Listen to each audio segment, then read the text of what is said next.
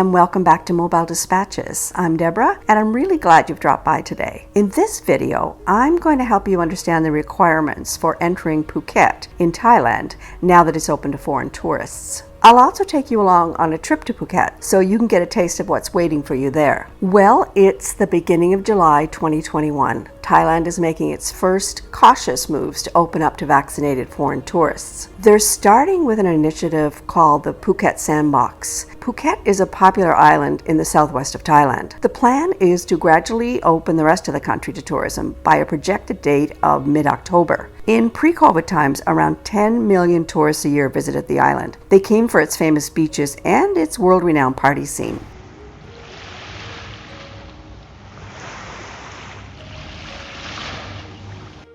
Usually, Phuket is not a place I'd spend time in. I prefer quieter locations. But this year, I took advantage of the peace imposed by COVID and spent February and March on the island. It's a stunningly beautiful place, just endless beaches, mountains, and jungle, and not far offshore, a whole other chain of exquisite islands to explore. It's a great time to visit the area while it's still quiet before foreign tourists start to dribble back in. The Phuket Sandbox is the beginning stage of Thailand's reopening, and lessons here will support efforts to open locations in other parts of the country. So, let's look at what's required for tourists to enter Phuket beginning in July 2021. I'm doing my best to provide you with the latest information, but I expect there'll be changes and adjustments along the way. Check out the description below for resources to help you keep up with any updates. First of all, you must be fully vaccinated. You must also be coming from one of the countries approved by the Thai government. You also must have been in that country for 21 days prior to entering Thailand. There are documents you'll need to get before coming. You need a COE, which is a certificate of entry, a COVID-19 test certificate within 72 hours of leaving your home country, insurance covering $100,000. You'll also need proof of your booking with an SHA Plus hotel and proof that you've paid for upcoming tests, as well as proof of your vaccinations. Before you leave home, be sure to download these two apps. The Thai government will be using them to track the movement of tourists in Phuket. When you arrive at the airport in Phuket, you'll be screened for fever and respiratory symptoms. You'll get a COVID test on arrival and then be taken directly to your hotel in transportation provided by them. You can leave your hotel once you receive negative test results. Depending on how long you stay in Phuket, you'll need further tests at regular intervals. You can move on to other provinces in Thailand after 14 days, and there are further regulations surrounding that. You can check out the description below for more details about how to leave Phuket. Okay, so now you've got the gist of what you need to do to participate in the Phuket Sandbox program. Now, let's go to Phuket and see why people are jumping through hoops to get there.